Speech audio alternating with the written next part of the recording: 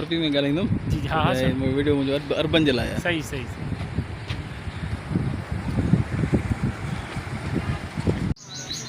طيب يا اخوان قبل شوية كنت صورت فيديو عن نهر السند والسد.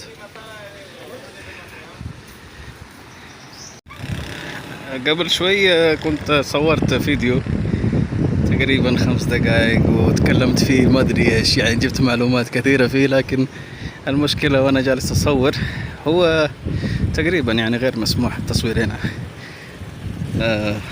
لكن في ناس كثيرين صوروا، فعشان كذا انا كمان جيت.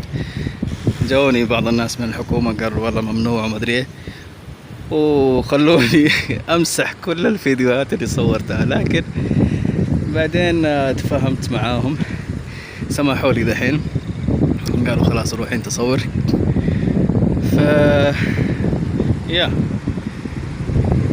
نسينا نسلم. السلام عليكم ورحمة الله وبركاته.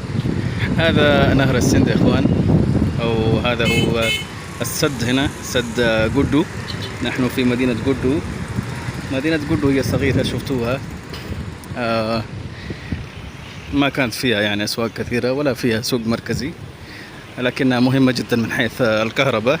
فالكهرباء تصنع هنا في مدينة قدو وتوزع لجميع باكستان تقريبا، تروح لبنجاب، تروح للسند، تروح لبلوچستان، الين حتى يعني KPK خيبر پختونخوا تروح الكهرباء من هنا. فهذه أكبر محطة هنا في مدينة قدو، راح نروح لها بعد شوية إن شاء الله نوريكم إياها. أكبر محطة كهرباء في السند اللي توزع الكهرباء لجميع باكستان، وتقريبا الغاز كمان يروح من لجميع باكستان، يروح من السند ومن بلوچستان خاصة.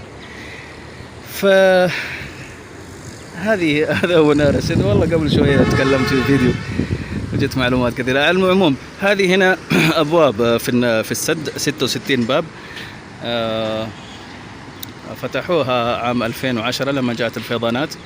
إذا ما كانوا يفتحوها فطبعا تعرفون السد كان بينهدم، وهو مهم جدا، بيسقي تقريبا يعني باكستان كله الأراضي الزراعية.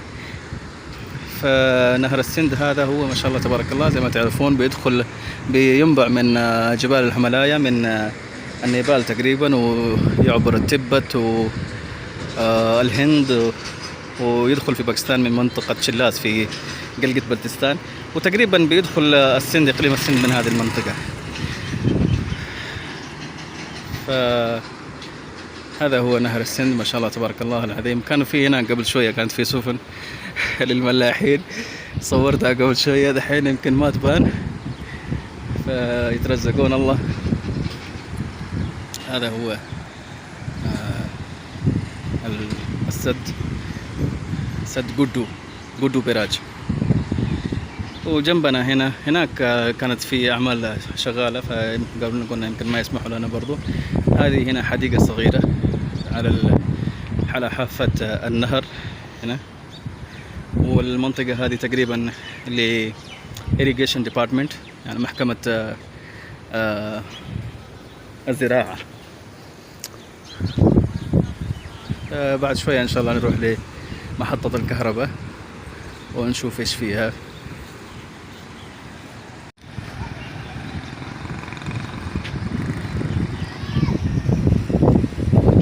هذه الحديقة،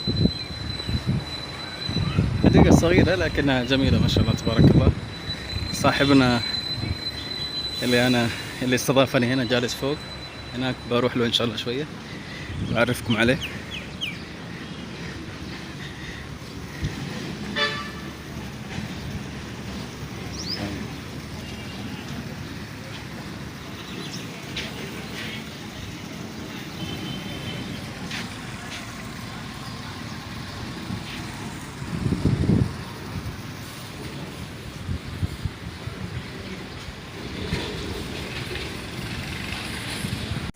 طيب يا اخوان، احنا على حافة نهر السند بنشرب الشاي مع مين؟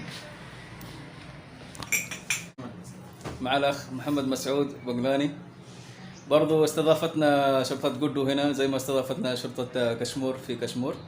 الله يجزاهم بالخير، كان معايا الأخ مسعود في كل منطقة قدو بيمشيني فيها، وبناخذ لفة حول مدينة قدو. جينا هنا على حافة النهر كمان، وريناكم السد.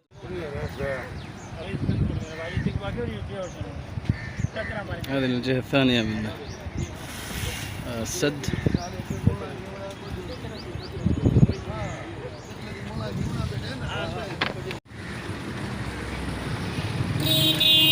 على حافة نهر السند في قدو. أواكيا كيلو إيه؟ ريسو.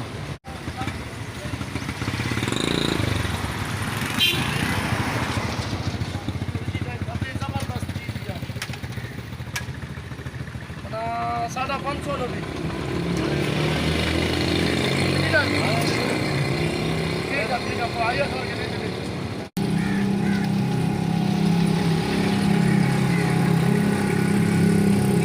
نحن الآن داخل أبقى قانوني في مدينة قدو.